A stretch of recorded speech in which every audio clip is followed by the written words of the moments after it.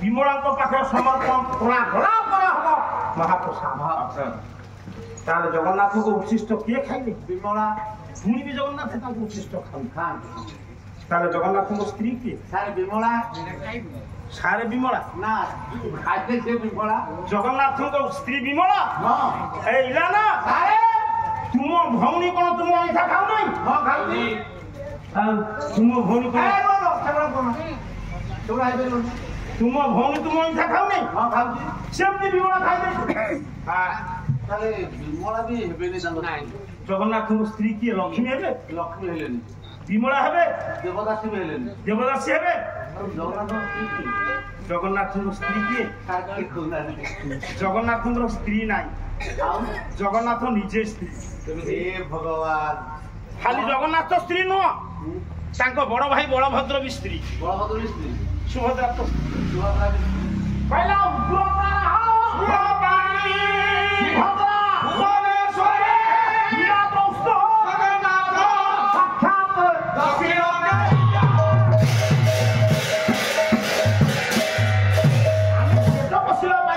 ଶିଖିଛୁ ଆପଣମାନଙ୍କ ଆଗରେ କହି ସ୍ୱତନ୍ତ୍ରତା କିଛି ନାହିଁ। ମୋ କହିବାର ତାତ୍ପର୍ଯ୍ୟ ଉତ୍ତରତାରା ସୁଳ ପାଣି 10 ମହାବିଦ୍ୟା ଭିତରେ ଆପଣମାନଙ୍କର ସୂତ ସଂହିତା କହିଲା ଆଜ୍ଞା ଯେ ଉତ୍ତରତାରା ହଉଛନ୍ତି କିଏ? ସେନା ସୁଳ ପାଣି ବଳଭଦ୍ର। ଏ ପୁଅ ଭୁବନେଶ୍ୱରୀ ହେଲେ ମା ସୁଭଦ୍ରା କାନ୍ତିଲ ଆସିଲି। ସୁଭଦ୍ରା ଭୁବନେଶ୍ୱରୀ। ଜଗନ୍ନାଥ ସ୍ୱୟଂ ଦକ୍ଷିଣ କାଳୀ ପୁରୁଷ ନା ସ୍ତ୍ରୀ? ନା ସ୍ତ୍ରୀ। ଆମେ ମାନେ କହୁନେ କି ତୁମେ ମୋ ମାତା ଅଛ ପିତା ତମେ ବନ୍ଧୁସ୍ଥ ସଖା ତମେ। କିନ୍ତୁ ସେତିକିରେ ମୁଁ ସନ୍ତୁଷ୍ଟ ନୁହେଁ। ଯଦି ଜଗନ୍ନାଥ ସ୍ତ୍ରୀ ନାରୀ ମାନେ ପିଲା ଜନ୍ମ କରନ୍ତି, ଜଗନ୍ନାଥ ପିଲା ଜନ୍ମ କରନ୍ତି ନା?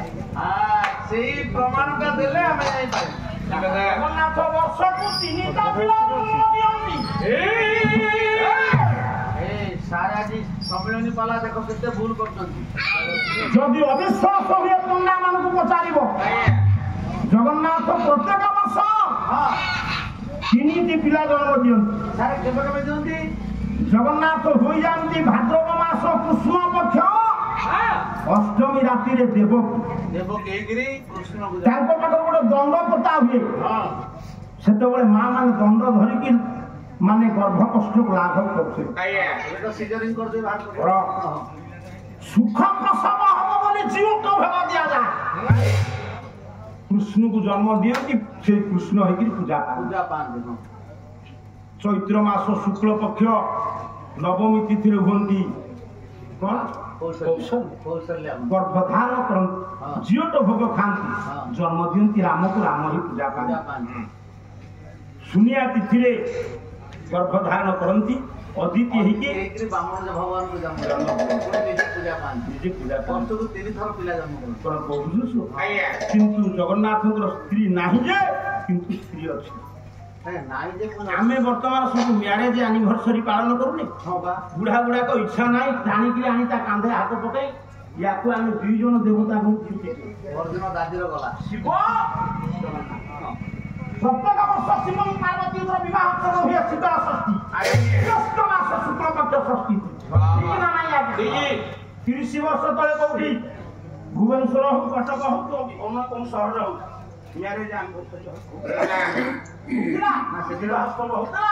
ନା ବାତ୍ୟା ଆସିନଥିଲା ଏଗୁଡା ହଉନଥିଲା। ତେଣୁ ଜଗନ୍ନାଥ ପ୍ରତ୍ୟେକ ବର୍ଷ ବିବାହ ହୁଅନ୍ତି ଶ୍ରୀକ୍ଷେତ୍ର ଧାମ। ସେ ହେଉଛନ୍ତି ଜଗନ୍ନାଥଙ୍କ ସ୍ତ୍ରୀ। ସେ କିଏ କାହିଁକି ବିବାହ କରନ୍ତି ନା ତାର ଗୋଟେ ପ୍ରମାଣ ମୁଁ ଆପଣମାନଙ୍କୁ ଅଳ୍ପ ସମୟ ଭିତରେ ଦେଉଛି। ଜଗନ୍ନାଥ ପ୍ରତ୍ୟେକ ବର୍ଷ କାହାକୁ ବିବାହ କରନ୍ତି? ଲକ୍ଷ୍ମୀ ନୁହଁ, ଲକ୍ଷ୍ମୀ ଜଗନ୍ନାଥଙ୍କ ସ୍ତ୍ରୀ ନୁହଁ, ଲକ୍ଷ୍ମୀଙ୍କର ଅଲଗା ସ୍ୱାମୀ ଅଛନ୍ତି। ବ୍ରାହ୍ମଣ ମାନେ ଉଚ୍ଚାରଣ କରୁଛନ୍ତି ସେ ଅଲଗା ସ୍ୱାମୀ କିଏ କହିଲେ? ତାହେଲେ ଜଗନ୍ନାଥ କାହାକୁ ବିବାହ କରନ୍ତି?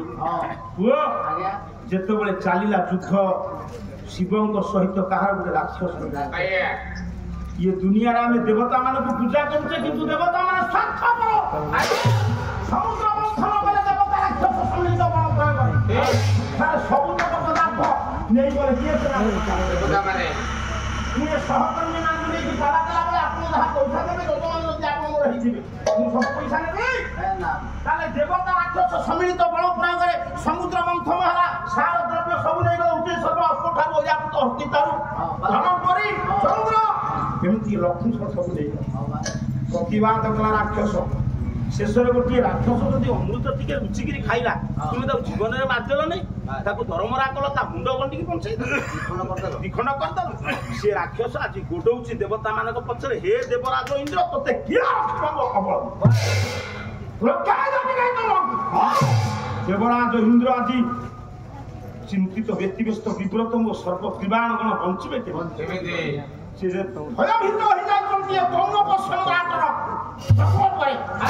ବାଧ୍ୟ ହୋଇ ଗୋଟେ ତୃଣ ଗହରରେ ଗୋଟେ ଗିରି ଗହରରେ ଲୁଚିଲେ କିଏ? ସେ ଇନ୍ଦ୍ର ଦେବତା ମାନଙ୍କୁ କହିଲେ ଇଏ ରାକ୍ଷସ ଯୋଉ ପରି ଆଇଲାଣି ସେ ଛାଡ଼ିବ। ରାକ୍ଷସର ବହୁ ଦିନର ନା ସବୁ ଦେବତା ମାନେ ନେଲ, ମୋ ରାକ୍ଷସ ଆଜି ଦେବତା ମାନଙ୍କୁ ଛାଡ଼ିବିନି। ଗୋଟେ ଆଇଛି ଗୋଟେ ବିରାଟ ପର୍ବତ, ତା ନା ସୁବର୍ଣ୍ଣଗିରି, ତାରି ଗୁମ୍ଫାରେ ଲୁଚିଗଲେ ଦେବତା। ମୁଁ ଆପଣମାନଙ୍କୁ ଶୁଣେଇବି କଳିଯୁଗରେ ଜଗନ୍ନାଥ କାହାକୁ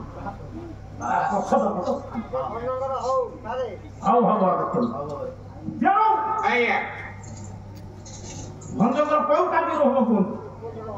ଉପେନ୍ଦ୍ର ଭଞ୍ଜଙ୍କର କୋଉ କାବ୍ୟ? ବାଳା ଆଉ ଟିକେ ପରେ ଆଇଲେ ଯାଇ ହବ। ବାଳା ଆସିଲେ ହବ ନା? ବାଳା ତ ଆସିଲେ ନା, ବିଶ୍ୱକୁ ବାଳା ଆଇଲେ ହବ। ଆପଣ ବ୍ୟସ୍ତ କାହୁଁଛନ୍ତି? ଆପଣ ପାଲା ପ୍ରେମ ଟିକେ ଅପେକ୍ଷା କରୁନାହାନ୍ତି। ବାଳା ବହୁତ ଲେଟରେ ସେଇଥିରେ ତୁମର ମାନେ ମନ ନାଚିଛି। ହବ ହବ ନା?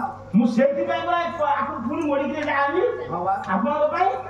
ହେ ମୋର ଜ୍ଞାନୀନ୍ଦ୍ର ପୁଙ୍ଗାବ କେଣୁ କଣ କରିବା ବାପା, ଦୋକାନରେ ସବୁ ରଖିବାକୁ ପଡିବ। ଏମିତିକି ମତରେ ଯଦି 5 ଟଙ୍କିଆ ହରକେ ମାଲେ ନ ଆଇଛି ତଥାପି ଚିଲା ହେଇଥିଲା। କୁହ ଏଡ଼ିକି କିଏ ପାନିଆକୁ 5, ଏଡ଼ିକି କିଏ କିଲି ବିକି 5। ରାଜ ଦେଖିଲେ ନ ରହିଲେ ହେଇପାରୁନି। ହେ ମୋର ଜ୍ଞାନୀନ୍ଦ୍ର ପୁଙ୍ଗାବ, ମୋ କହିବାର ତାତ୍ପର୍ଯ୍ୟ ଇଏ ରାକ୍ଷସ କହିଲା କହିଲା ଦେବତା ତୁମର କୁଆଡେ ଭାରି ବୁଦ୍ଧି। ଆରେ ଗୋଟି ଗୋଟିକିରି ଗୋଡେଇକିରି ମାଥରେ ଡେରି ହେଇଥାନ୍ତା, ତୁମେ ବେଣ୍ଡାଟା ଯାକ ଏ ପର୍ବତ ଗୁମ୍ଫାରେ ଲୁଚିଛ ମୁଁ କଣ ଜାଣିନାହିଁ। ଓପାଡ଼ିକିରି ସମୁଦ୍ରକୁ ଫିଙ୍ଗିଦେବି। ଓପାଡୁଛି ରାକ୍ଷସ ସବୁ ଦେବତା ମାନେ ଡାକୁଛନ୍ତି ଗୋଟିଏ ପଦ ଜୟଦେବ ଗୀତ। ବାପା ତୁମେ ନ ଧରିଲେ ମୁଁ ମୂଳ ହରି ଶ୍ରୀତ କମଳା ଦେବତା ମାନେ ପ୍ରାଣ ବିକଳରେ ଡାକୁଛନ୍ତି ପର୍ବତ ଗହର ଭିତରେ। ହରି ହେ ଶ୍ରୀତ କମଳା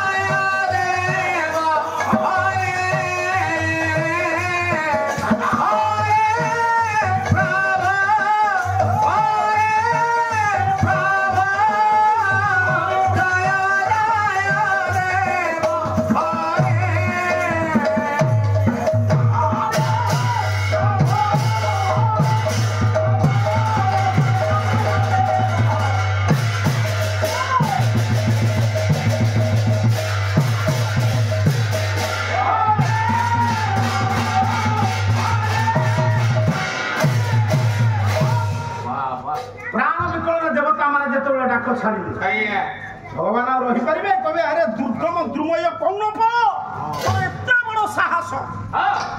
ତୁ ଆଜି ଯୋଉ ଦେବତା ମାନେ ପର୍ବତ ଗୁମ୍ଫାରେ ଲୁଚିଛନ୍ତି ତୁ ତାଙ୍କୁ ଏଇ ସମୁଦ୍ରରେ ପକାଇବୁ?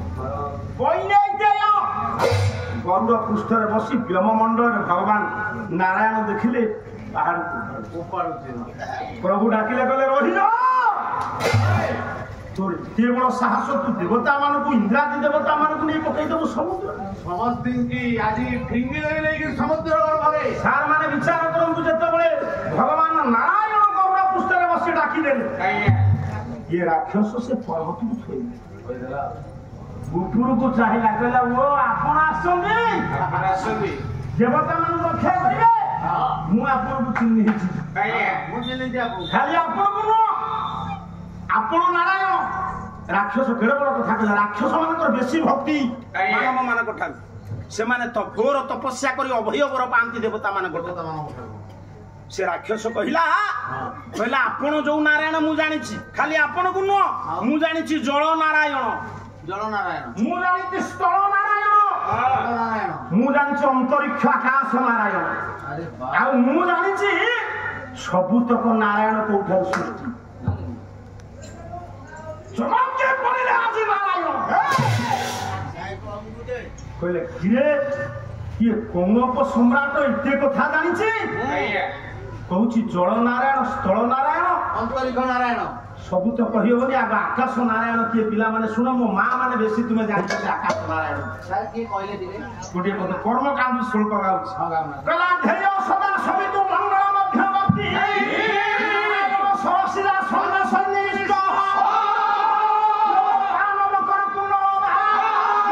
ହିରଣମୟ ବାପୁ ଧୂତ ଶାନ୍ତା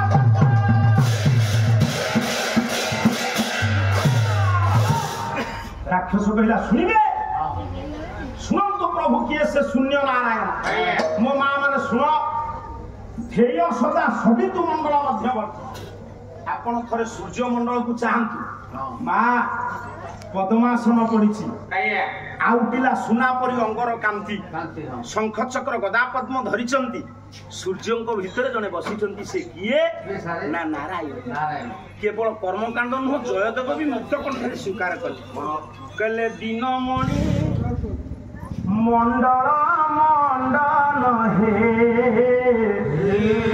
ଇଏ ଭବ ଖଣ୍ଡନ ଭବ ଖଣ୍ଡନ ଆରଟା ତୁମକୁ କଷ୍ଟ ହଉଛି ନା ମୁଁ ନିଜନ ମାନସ ହଂସ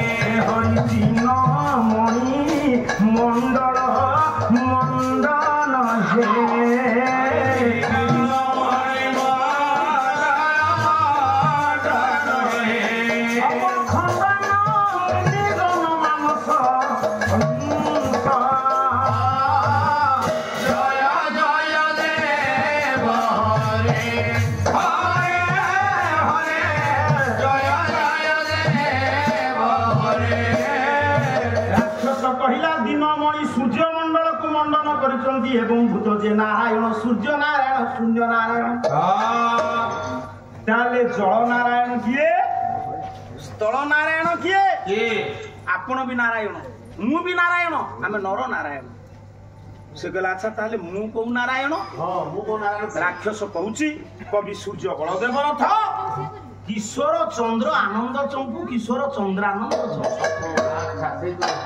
কিশোর চন্দ্র আনন্দ চম্পু কিশোর চন্দ্র কৃষ্ণ যোଉଥିରେ ଆନନ୍ଦ আচ্ছা ଇଏ ବୋଧେ କିଶୋର ଚନ୍ଦ୍ରା ନନା ଚମ୍ପୁ ନନା ନା ନାନୀ ଗୋଟିଏ ପଦ ରାକ୍ଷସ କହୁଛି କହିଲେ ଆପଣ ଶୁଣିବେ ଆପଣ କୋଉ ନାରାୟଣ ଗୋଟେ ପଦ କହୁଛି କହିଲା କ୍ଷୀର ସାଗର ସମ୍ଭବା ଉଚ୍ଚ କୁମ୍ଭ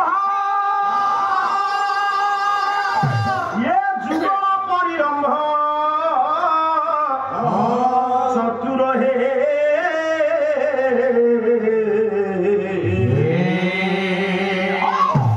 ক্ষমানু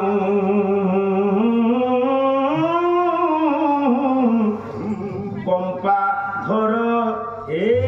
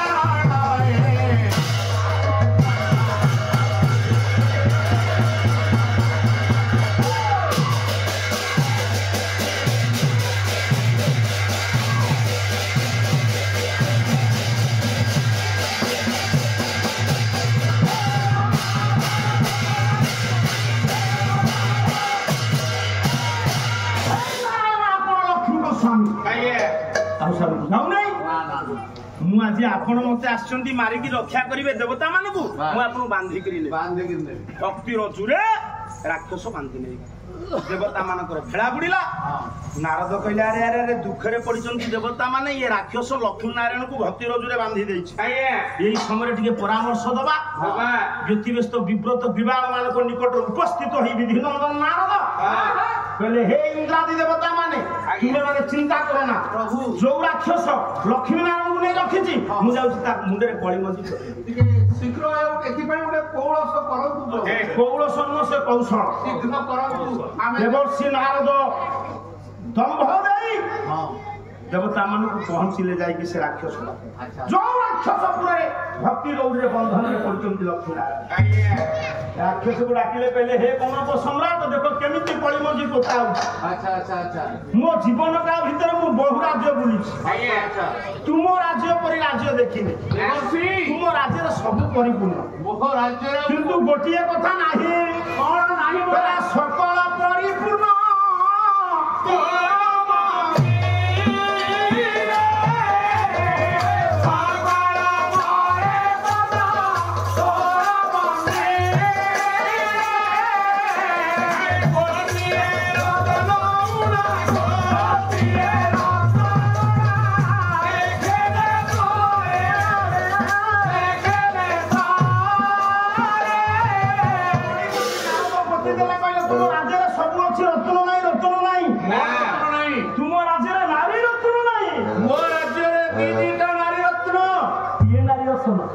गोटे मो स्त्री आ गोटे मो भौणी देवर्षि ना ये दुनिया रे गोटे नारी रत्न से गोटे नारी रत्न किए मो स्त्री होनी ना मो भौणी ना जे पिला जन्म न दे दीटा पिला क्षीर दे ए रे ए भगवान देवर्षि नारद कलिमंजी पोतिले ताले से नारी रत्न की श्लोकटा गाई कहि दउची ये जनाशुना श्लोक ये होची बही होची रघुवंश महाकाव्य कवि हेले कालिदास बोले कला ये अमुपुर पश्यसि देवदारु पुत्र सदृश बंधु हेम कुंभस्तन निश्रुतना हस्य मातुः पय सांग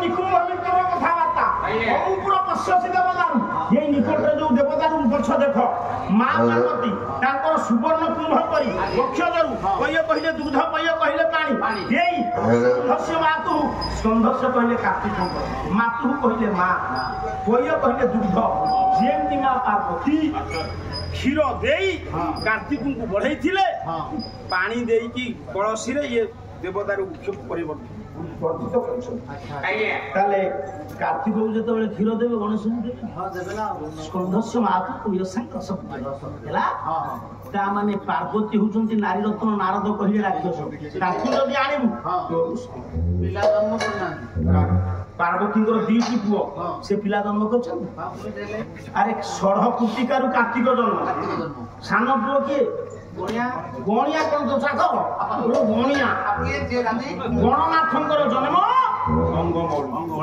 कलिमंजी पोती देले कहले सेई पार्वती के आनिले राक्षस कहला से बाजी उलगन हेकी मशानी रे गरुची धकाटे पकैता भाज्या पानी आपण व्यस्त चालीला युद्ध शिवଙ୍କ सहित राक्षस समय नहीं हम 5 मिनिट भितर विधान बात पड़े वैमात्रिक त्रुटि मु केबे करनी ए मु केबे हेले संविधानिक त्रुटि करनी वैमात्रिक चिंताधारा मो मन रे नाही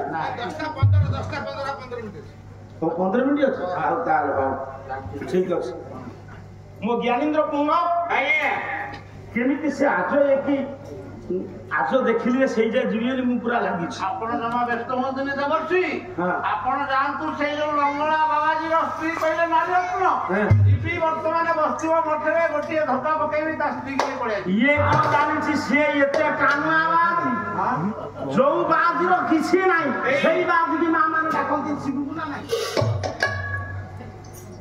शिवंकर किछि नाही शिव एमिति ऑपरेशन जानते कौन डाक्टर जाने निज पुओ गणेश मुंड माइले एका चोट एका थरा हाथी मुंड जोड़ देले गणेश ये कौन डाक्टर हाथी मुंड जोड़ले बाजबो ना ये प्लस वीर होशियार बसी सारू बुझी नहीं प्लास्टिक सर्जरी शिव सारू गले अलग कथा पुओ ये राक्षस सैन्यगण नहीं गला शिव को भारी लागे चालीला भूत अच्छा कहिनु दी जनकर जुत हेले जणे किंतु एठी केही हार ना तार कारण शिव को पाके से राक्षस पाके इरे शिवंकर राक्षसर युद्ध शिव परास्त करि पारु नांती राक्षस राक्षस परास्त करि पारुनी एते शिवंक ऊपर गुरुत्व नै राक्षस ऊपर गुरुत्व नै से दी जनकर बळ तांको दी जनकर स्त्री बा कथा मन पड़ भाई यति जेते पुरुष बाबू माने अच्छा आपण माने ख्याति अर्जन करछन कि आपण को पक्षरे जनकर हाथ अछि से आपण को स्त्री माने कोन आमे एठी परिश्रम करि पाला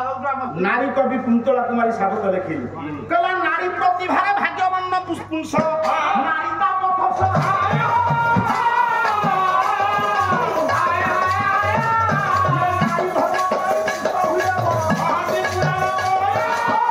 जो पुरुषर स्त्री धर्म उड़े देला से पुरुष ठीक जो नारी विपदगामी हला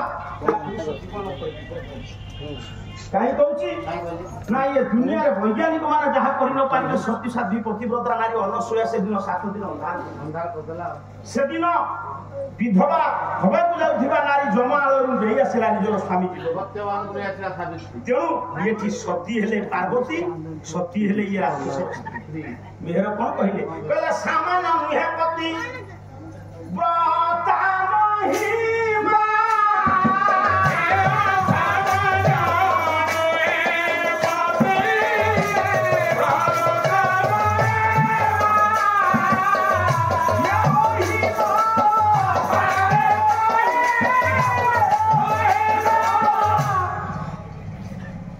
महिमा पारे तो ही खाली पत्र बोलो आम जगतसिंहपुर जिलार गौरव जगन्नाथ बेहरा पद लेखु से जीए लेख जगन्नाथ बेहरा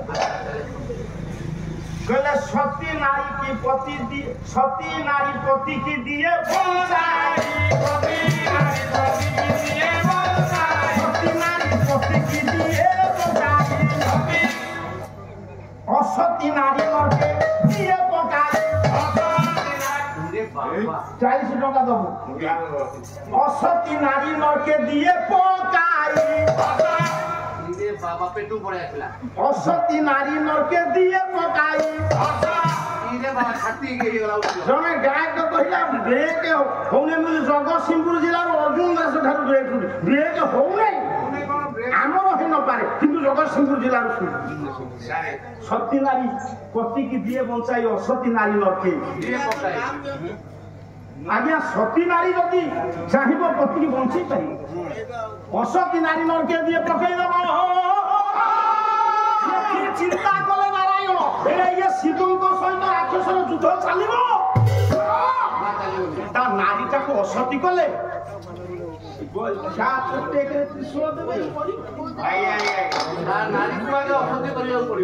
असल राक्षस शिवंक सांगे देखु मो मामा नारी विपथगामी हेले असल राक्षस शिवंक सांगे नारायण से राक्षस रूप को धारण कर स्त्री पाखे पहुंचले डाकिले नारायण बोले सुंदरी स्वामी बा स्वामी को बागा स्वामी आपन को खुशी रो पड़े आसिले अरे मते से युद्ध करिवा को भलो लागुनी मरण कले ना आउ से युद्धे मु सिद्धू को परास्त करि पारुनी काई चाह आपन दरकार आप समस्त कथा तू जानि भके पीले से हला तू काई जान तो केतबे मु शिवं को परास्त करि पारुनी कि शिवं को परास्त करि पारना मते भलो लागुनी भलो करे सुन है मु टिके तुम अंग संग लाभ स्वामी आपण मनुष्य जान आज कई दिन मते लुआलिया भे देखा जाउ बढ़िया देखा कवि सम्राट उपेंद्र भले गोटिए पद गाउ दरकार नै मिडी की ओटा की आन जे स्त्री होय के आसी दबला जो देखली रे ना बिना बयसी बारा आज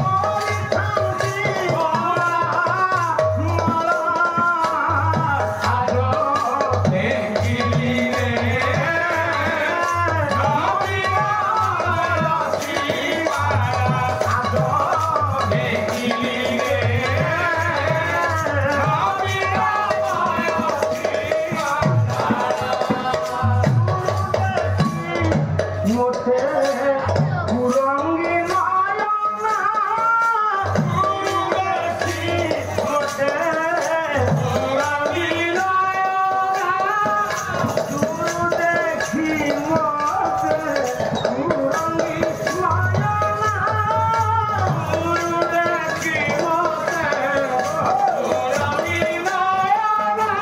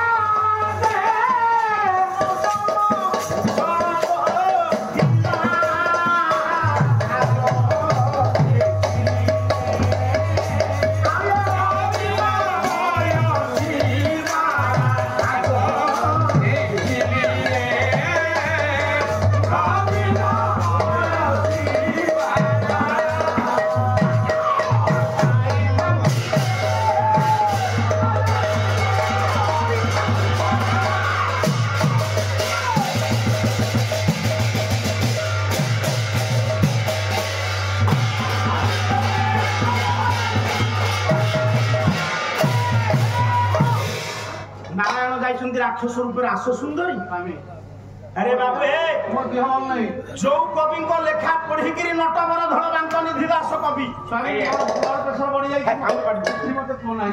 गोटे पद नारायण चिंता कले कौशल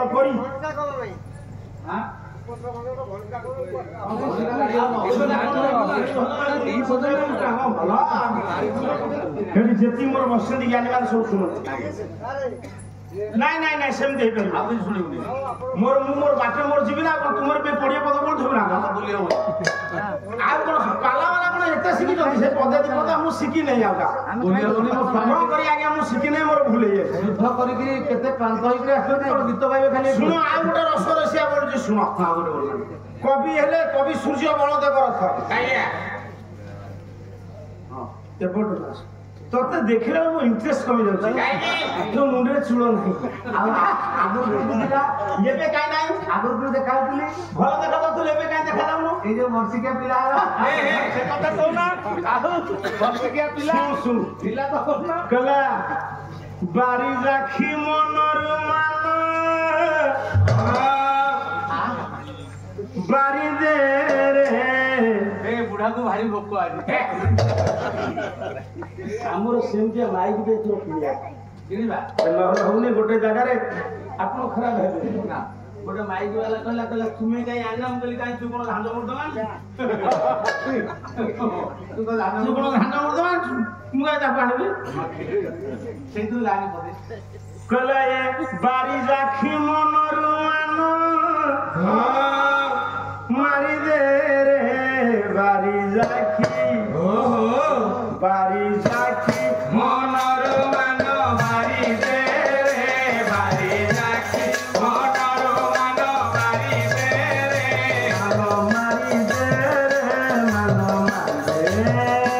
मान मारी दे रे मान मारी दे बारी राखी मनर मान बारी राखी मनर मान बारी दे रे बारी राखी बारी राखी मनर मान बारी दे रे बारी राखी मनर मान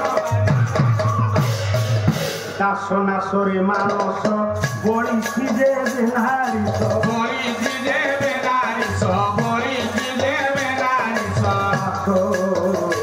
নাসরে মানস বড়ি খিদে বেনারি বড়ি খিদে বেনারি বড়ি খিদে বেনারি ये করদনা তোমারি করদনা তোমারি করদনা তোমারি করদনা তোমারি দে বাড়ি রাখি বাড়ি রাখি মনর মান বাড়ি দে বাড়ি রাখি মনর মান ভগবান বিচার কলে কৌশল করিয়া সতীর তো ধন লুটি না ওই বই আসানি আসো শুন না না না আসো ନା ମୋ ବ୍ଲଡ ପ୍ରେସର ବଢିଛି ମତେ କିଛି କୁହ ନା ସନ୍ଧ୍ୟା 15 ବା 15 ତ ହେଇନି କାଇଁ ହରିବଳ ଦେବା ମୁଁ କଣ ଠକିନି ହରିବଳ ଦେଇଦେବି 40 ଷ୍ଟାର 40 ଖାଇ 15 କହିକି ମୋ ଛାତି ଦମ୍ଭ କରି ପୁଣି କଣ କହୁଛ ପଳା ଦକ୍ଷତା ଲୋକ କାଇଁ ସ୍ୱାମୀ ସ୍ତ୍ରୀ ଏ ପୁଅ ଆସ ସୁନ୍ଦର ବେଳ ନାହିଁ ଗୋଟିଏ ପଦ ନା ସ୍ୱାମୀ ସ୍ତ୍ରୀ ପୁଅ ନଟ ବଡ଼ ଧଳ ନହେଲେ ହବ କହିଲା ତୋ ବାପ ଚାହାଣି ମତେ ତାଙ୍କରି ଲେଖା ପଢିକିରି ଲେଖିছে ଆଖିରେ ହାଣି ଦଉଛି ତାଙ୍କରି ଲେଖା ପଢିକିରି ନହେଲେ ଇଏ କୋଉ ଖାଇଲେ ଆଖିରେ ହାଣି ଦଉଛି ଇଏ ଆଜି ସମ୍ମିଳନୀ ପାଲା ବୋଲି ଏମିତି ଦଉଛନ୍ତି କହିଲା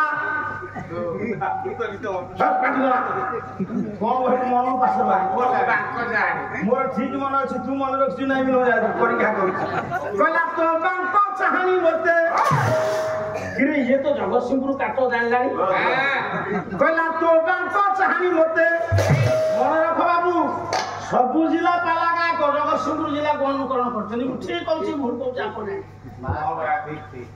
କହିଲା ତୋ ବାଙ୍କ ଚାହାଣି ମତେ ଇଏ ମାରିଦେଲା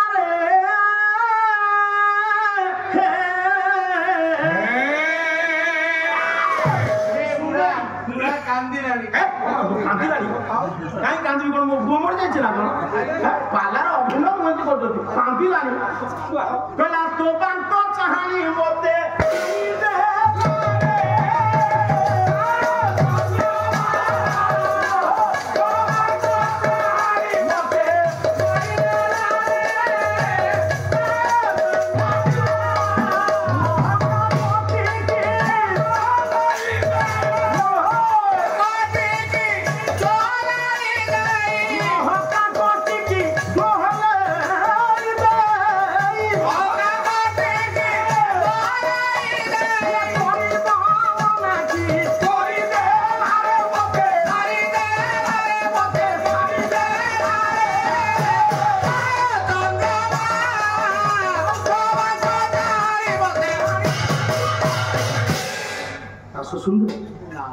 କାହିଁ ନା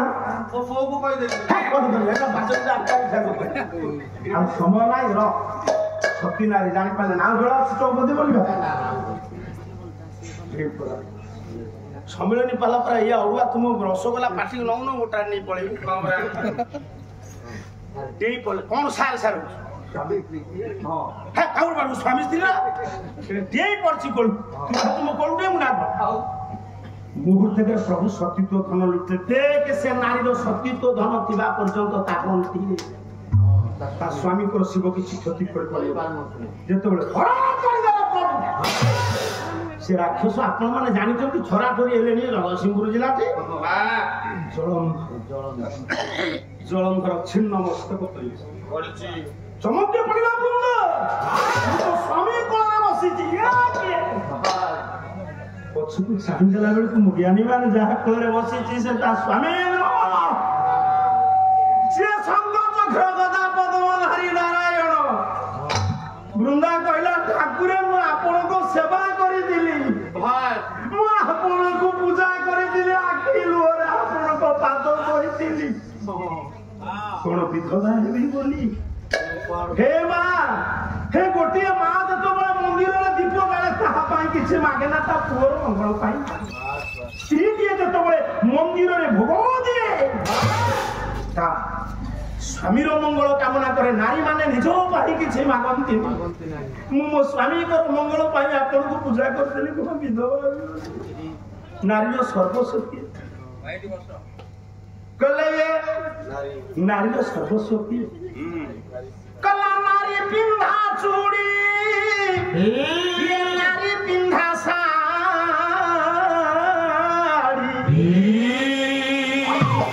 ନାରୀ ପିନ୍ଧା ଅଳଙ୍କାର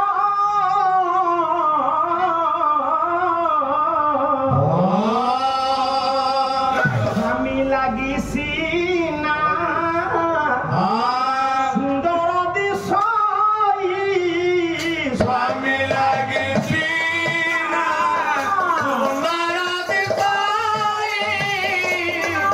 ଭାଲ ରେ ନାରୀ ଭାଲ রে সিন্দুর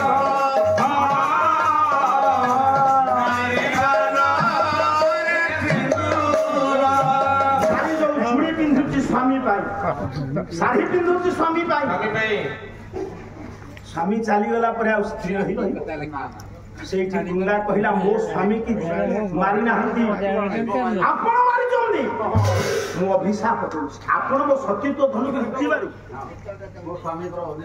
ମୋ ସ୍ୱାମୀ ଯଦି ଦୁଷ୍ଟ ଆପଣ ମାରିଦେଲେନି, ମୋ ସତୀତ୍ୱ ଧନ କାହିଁ ଲୁଟିବି? ମୁଁ ଆପଣଙ୍କୁ ଅଭିଶାପ ଦେବି। ଅଭିଶାପ ଦେଇଛି। ପ୍ରଭୁ କହିଲେ ତୁମ ଅଭିଶାପକୁ ମୁଁ ଗ୍ରହଣ କରୁଛି। ମୁଁ ହେବି ଗୋମତ ପର୍ବତ, ସେ ବଜ୍ରପୀଠ ମତେ କାକୁ କିଛି କହିବାନି, ମୁଁ କିନ୍ତୁ ତୁମକୁ ଆଶୀର୍ବାଦ କରିବି। ବୃନ୍ଦା କହିଲେ କହିଲା ସ୍ୱାମୀ ଚାଲିଗଲା ପରେ ବିଧବା ନାରୀର ଆଶୀର୍ବାଦ କଣ ଦରକାର? ନା ନାଇଁ, ମୁଁ ଏବେ ବି ଆଶୀର୍ବାଦ କରିବି। କୌଣସି ସ୍ୱାମୀ ମରିବା ସ୍ତ୍ରୀ କି ସେ ଆଶୀର୍ବାଦ ତୁମ ସ୍ୱାମୀ ମଲା ପରେ ତୁମ ହାତର ଶଙ୍ଖା ମଥାର ସିନ୍ଦୁର ଉଜ୍ଜଳ ରହିବ। ବୃନ୍ଦା ହସିଲା, କହିଲା ସତୀ ନାରୀ କଣ ସ୍ୱାମୀ ମଲା ପରେ ବଞ୍ଚନ୍ତି ବିଧବା ହେବାକୁ? ପୁରାଣ ଯୁଗରେ ସ୍ୱାମୀ ମରିଗଲା ସ୍ତ୍ରୀ ବିଧବା ହବ? କଣ କରିବ ଲେଖିଲେ କପିଳ। କହିଲେ ପ୍ରାଣ ପ୍ରିୟ ପ୍ରୟାଗେଷୁ ସତୀ ଧର୍ମେ ପ୍ରତିଷ୍ଠିତା। ପୁରାଣ ଯୁଗରେ ସ୍ୱାମୀ ମଲା ପରେ ସ୍ତ୍ରୀ ନିଜ ଆଖିରେ ଦେଖୁ କି ଶୁଣୁ ପ୍ରାଣବାୟୁ ଛାଡ଼ିଯିବ। କାନ୍ତ କୃତେ ପ୍ରାଣ ତ୍ୟକ୍ତା। ଗୋଟିଏ ଚିତାରେ ଦି ଜଣକୁ ପୋଡ଼ିଦେବୁ। ବୃନ୍ଦା କହିଲା ଆପଣଙ୍କ ସହିତ କଥା କହିବା ପରେ ମୋ ପ୍ରାଣବାୟୁ ସ୍ୱାମୀଙ୍କ ଚିତାରେ ମୁଁ ତ ଦହନ ହେବି। ମୋ ଚିତା ଭସ୍ମ ତୁମ ସ୍ୱାମୀଙ୍କ ଚିତାରେ ଦହନ ହେଲା ପରେ ଗୋଟେ ଗଛ ସୃଷ୍ଟି ହବ। ସେ ସତ୍ୟ ସତ୍ୟବତୀ, ତାର ନାମ କି ଦ୍ୱାପରେ ତ୍ରିପୁରା ସୁନ୍ଦରୀ।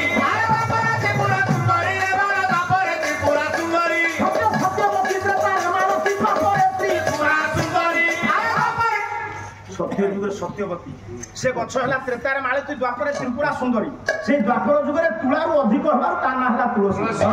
ସତ୍ୟ ଯୁଗରେ ଯେ ବୃନ୍ଦାବତୀ, ଦ୍ୱାପରରୁ ଆରମ୍ଭ କରି କଳି ଯୁଗ ଯାଏ ସେ ହେଲେ ତୁଳସୀ। ତା ସ୍ୱାମୀ ଅଛି? ଆଉ ମା ମାନେ ଶଙ୍ଖା ସିନ୍ଦୁର ଦେଇ କଣ ଚଉରାରେ ପୂଜା କରୁଛୁ? ସ୍ୱାମୀ ତ ନାହିଁ ନା।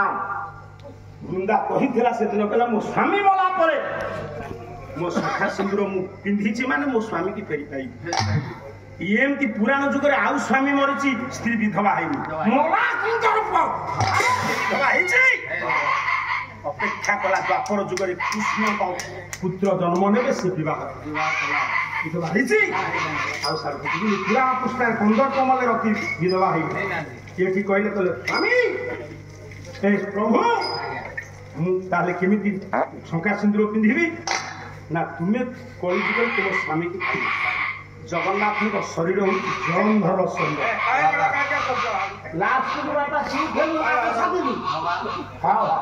ତୁ କାହିଁ ତୋ କାମ ଛାଡ଼ିବୁ? ମୋ କହିବାର ତାତ୍ପର୍ଯ୍ୟ ଇଏ ଶଙ୍ଖା ସିନ୍ଦୁର ପିନ୍ଧିକିରି ରହିଲେ କଳି ଯୁଗରେ ବୃନ୍ଦାବତୀ। ବାପା ଜଗନ୍ନାଥ କାହା ଉପରେ ଶୁଅନ୍ତି? ଜଗନ୍ନାଥ ବେଡ୍ ଉପରେ ଜଗନ୍ନାଥଙ୍କ ସ୍ତ୍ରୀ ତୁଳସୀ। ଜଗନ୍ନାଥଙ୍କ ସ୍ତ୍ରୀ ତୁଳସୀ। ଜଗନ୍ନାଥ ଜଳନ୍ଧର ଚଳନ୍ତି ପ୍ରତିଭା। ଜଳନ୍ଧର ଜଳରୁ ଜନ୍ମ। ଜଗନ୍ନାଥଙ୍କର ପ୍ରଥମ ବିଗ୍ରହ ଜଳରୁ ଶୁଣ। ଜଗନ୍ନାଥ ତୁଳସୀକି ବିବାହ କରନ୍ତି। ଯଦି ଜଗନ୍ନାଥଙ୍କ ସ୍ତ୍ରୀ ହେଲେ ତୁଳସୀ, ଲକ୍ଷ୍ମୀଙ୍କ ସ୍ୱାମୀ କିଏ? ବ୍ରାହ୍ମଣ ମାନେ କହୁନାହାନ୍ତି ଉମା ମହେଶ୍ୱର ଭ୍ୟାଂ ନମଃ, ସଚି ପୁରନ୍ଦରା ଭ୍ୟାଂ ନମଃ, ଇଷ୍ଟ ଦେବତା ଭ୍ୟାଂ ନମଃ, ଶିବ ଦେବତା ଭ୍ୟାଂ ନମଃ, ଲକ୍ଷ୍ମୀ ନୃସିଂହା ଭ୍ୟାଂ ନମଃ। ଲକ୍ଷ୍ମୀଙ୍କ ସ୍ୱାମୀ ହେଲେ ଲାଖ ବିନ୍ଧି। ଆମେ ସେକୁ କହୁଛୁ ସତ୍ୟ ଯୁଗରେ ନୃସିଂହନାଥ, ତ୍ରେତା ଯୁଗରେ ରଘୁନାଥ, ଦ୍ୱାପର ଯୁଗରେ ଗୋପୀନାଥ, କଳି ଯୁଗରେ ଜଗନ୍ନାଥ। ସତ୍ୟ ଯୁଗରେ ନୃସିଂହଚନ୍ଦ୍ର, ରାମଚନ୍ଦ୍ର, କୃଷ୍ଣଚନ୍ଦ୍ର। ମୁଁ ଯେମିତି କହୁଛି ମତେ ଖତେ ହଉଛ। କଳିରେ ହଉଛନ୍ତି କୃଷ୍ଣଚନ୍ଦ୍ର। ତେଣୁ ଏଠି ଜଗନ୍ନାଥଙ୍କର ସ୍ତ୍ରୀ ହଉଛନ୍ତି ତୁଳସୀ। ଲକ୍ଷ୍ମୀଙ୍କ ସ୍ୱାମୀ ହେଲେ କିଏ? ପିଲା ଜନ୍ମ ନ ଦେଇ କ୍ଷୀର ଦେଇଥିଲେ କିଏ? ଦିଟା ଦେବୀଙ୍କର ପିଲା ନାହିଁ। ସେତେବେଳେ ଯୋଉ ମାର ପିଲା ନଥିବ କୂଅରୁ ପାଣି ନବନି। କାହିଁ କୂଅରୁ ପାଣି ନବନି? ଲକ୍ଷ୍ମୀଙ୍କର ପିଲା ଅଛି। ଲକ୍ଷ୍ମୀଙ୍କର ପିଲା ନାହିଁ, ପୂଜା ପାଇବେ। ଆଉ ଆମ ସ୍ତ୍ରୀର ପିଲା ନାହିଁ, ତାକୁ ନାକ ଟେକିବ। ଯୋଉ ମାର ପିଲା ନଥିବ ଗାଁ ଗୋଟାକ ଯାକ ଲୋକ ତାକୁ ଲକ୍ଷ୍ମୀକି ଡାକିଛ, ଆଉ ସାରକୁ ଯିବି ନାହିଁ। ତେଣୁ ଏଠି ତ ଦିଗଦନ୍ତୀ ଗାୟକ ମାନେ ଅଛନ୍ତି। ଆମେ ତାଙ୍କ ପାଲାକୁ ଶୁଣି ଶୁଣି ଦେଖି ଦେଖି କିଛି ଜାଣିବୁ।